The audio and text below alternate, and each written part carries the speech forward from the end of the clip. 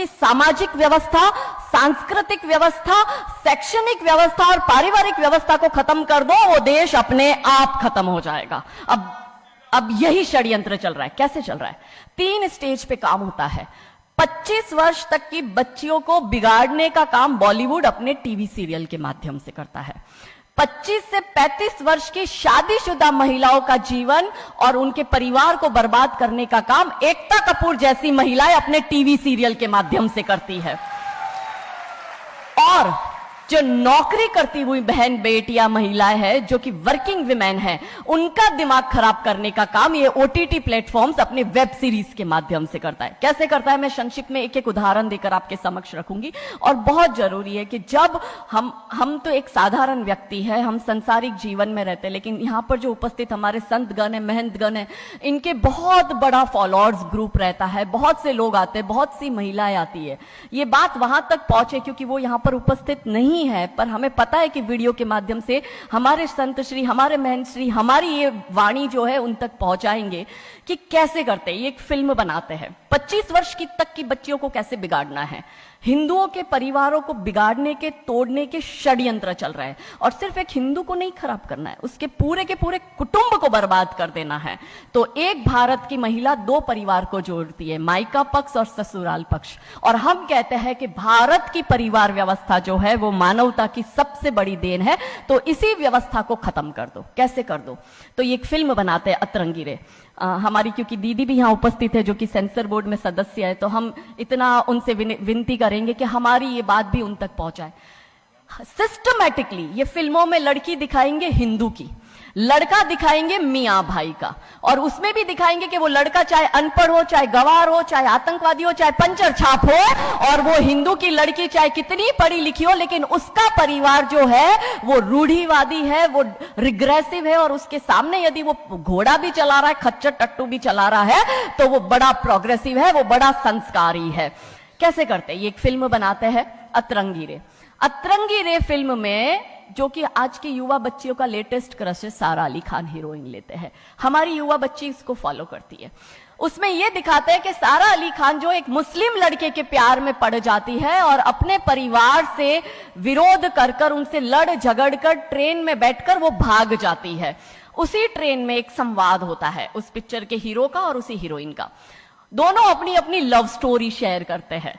तो हीरोइन पूछती है हीरो को कि तुम्हारी लव स्टोरी बताओ। तो वो कहता है कि कल मेरी शादी होने वाली है और लव स्टोरी तो मेरी लव स्टोरी है कि मैंने बचपन से जिस लड़की से प्यार किया, जिसके साथ पढ़ाई की, जिसके साथ मैं बढ़ा हुआ, उसी लड़की से, मेरी बचपन की मित्र जो मेरे समाज की है, जो मेरे गांव की है, उसके साथ ही मेरी शादी होने वाली है। तो वो हीरोइन कहती है अरे ये और कोई लव स्टोरी है, ये लव स्टोरी नहीं हो सकती। तो हीरो पूछता है तो फिर क्या हो सकती है लव स्टोरी? तो वो कहती है कि मैंने एक मुस्लिम लड़के से प्यार किया है, मैं ठाकुरों की लड़की हूं, पूरा समाज, पूरा घर, पूरा परिवार मेरे खिलाफ है और मैं उन सबको ठोकर मारकर, उनकी भावनाओं को ठोकर मारकर अभी ट्रेन में बैठकर भाग रही हूं उस लड़के से शादी करने के लिए। और वो हीरोइन वहां पे डायलॉग देती है कि लव स्टोरी तो मेरी लव स्टोरी है कि मैं ठाकुर की लड़की और वो कतई मियां भाई, और ये है असली लव स्टोरी। तब हमारी 13, 14, 15 साल की युवा बच्ची, जिसके शरीर में हार्मोन्स चेंज होते हैं, आकर्षण होता है विपरीत व्यक्ति के लिए, तब वो आकर्षण में ये सोचती है कि हिंदू होके हिंदू बॉयफ्रेंड नहीं रखना, हिंदू होके हिंदू से प्यार नहीं करना। आप इतिहास में छपेगी, आपकी लव स्टोरी तभी बनेगी जब आप किसी मियां भाई से प्यार करेगी और उससे शादी करेगी। तो कैसे सिस्टमैटिकली ये स्लो पॉइजन बॉलीवुड की फिल्मों के माध्यम से फ्रेजाइल माइंड में डाला जा रहा है। और आज देखो कि क्यों समाज में लव जिहाद के केस बन रहा है, और उसका सबसे बड़ा और मुख्य कारण बॉलीवुड है, क्योंकि इन बॉलीवुड वालों ने हमारी बेटियों को हादी रानी और रानी चिन्नमा रानी अब्बा का नहीं दिखाया। इन बॉलीवुड वालों ने हमारी बेटियों को करीना खान दिखाया है ताकि वो अपनी कोख से तैमूर और जहांगीर पैदा करे। ये बॉलीवुड वाले लव स्टोरी पर फिल्म बनानी है तो ये हादी रानी और राजा रावत सिंह चुड़ावत पर क्यों नहीं बनाते?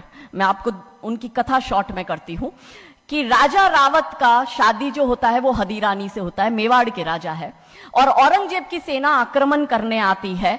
और जब औरंगजेब की सेना आती है तो राजा रावत सिंह का 2 दिन पहले ही विवाह हुआ होता है हादी रानी से। तो राजा जी की इच्छा नहीं होती कि मैं युद्ध लड़ने जाऊं, तो हादी रानी बड़े क्रोधित होते, वो कहते तुम मेरी चिंता छोड़ो, तुम अभी इस मातृभूमि की रक्षा के लिए, इस धर्म की रक्षा के लिए आप युद्ध भूमि में जाओ और आप मेरी चिंता मत करना, यदि आप बलिदान भी हो जाओगे तो मैं प्राउडली अपने आप को आपकी विधवा कहूंगी। तब राजा रावत युद्ध लड़ने जाते हैं। युद्ध भूमि में राजा रावत जी को हादी रानी की बहुत याद आती है, क्योंकि नई नई शादी हुई होती है, तो नई बियाई दुल्हन को छोड़ के आए होते हैं, तो बहुत याद करते हैं। तो वो अपने दूत को कहते हैं, अभी सेना आने में समय होता है और युद्ध में भी समय होता है, तो वो कहते हैं अपने दूत को कि जा तू रानी सा के पास जा महल में और उनसे कहे कि राजा जी को आपकी बहुत याद आ रही है, आप अपनी कोई एक निशानी उनके लिए भेजो। दूत भी बड़ा टेंशन में आ गया कि ये युद्ध भूमि में बैठे और इनको हादी रानी की याद आ रही है, ये युद्ध लड़ेंगे कैसे और जीतेंगे कैसे। पर वो दूत डरते डरते पहुंचा रानी सा के पास और रानी सा को कहता है कि राजा रावत जी ने आपकी एक निशानी मंगाई है, उनको आपकी बहुत याद आ रही है। तो रानी सा बहुत क्रोधित हो जाते कि ये मेरा पति कैसा, ये युद्ध लड़ेगा कैसे, औरंगजेब की इतनी बड़ी विशाल सेना है, यदि जहां युद्ध भूमि में बैठकर उसको रणनीति बनानी है वहां वो मेरी निशानी मंगवा रहा है। तब हमारी हादी रानी क्रोधित होती है, हाथ में तलवार लेती है, अपनी गर्दन काटती है, थाल में सजा के दूत को देती है और कहती है जा तेरे राजा को जाके दे देना मेरी निशानी। तब वो दूत युद्ध भूमि में जाता है, राजा जी को हादी रानी की निशानी यानी कि उनका कटा हुआ मुख देता है। राजा जी बड़े दुखी हो जाते हैं, उनको लगता है उनसे बहुत बड़ी गलती हो गई। राजा जी रानी की अंतिम इच्छा समझ जाते हैं, रानी जी के लंबे बाल होते हैं, उन बाल की वो माला बनाते हैं, उनके मुख की माला बनाते, वो युद्ध लड़ते हैं, औरंगजेब से युद्ध जीतते हैं और जीतने के बाद राजा रावत वहीं युद्ध भूमि में अपना बलिदान देते, अपनी गर्दन काटकर वहीं अपने जीवन का त्याग करते हैं। यह है लव स्टोरी। पर बॉलीवुड इस पर फिल्म नहीं बनाएगी कि इतिहास चुराए नहीं है, हमने इतिहास बनाए हैं और लाखों शीश कटे हैं रण में, तब जाके हिंदू कहलाए हैं।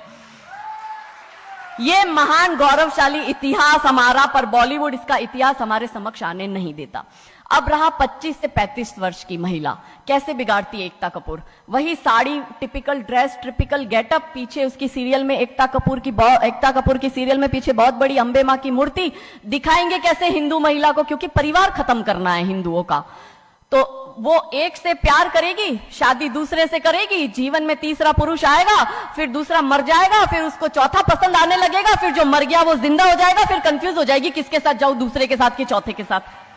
क्या हमारी भारतीय महिलाएं, क्या हमारी हिंदू महिलाएं, सबसे बड़ा प्रश्न यह है कि क्या हम 4-4 पुरुषों के साथ अफेयर करते हैं?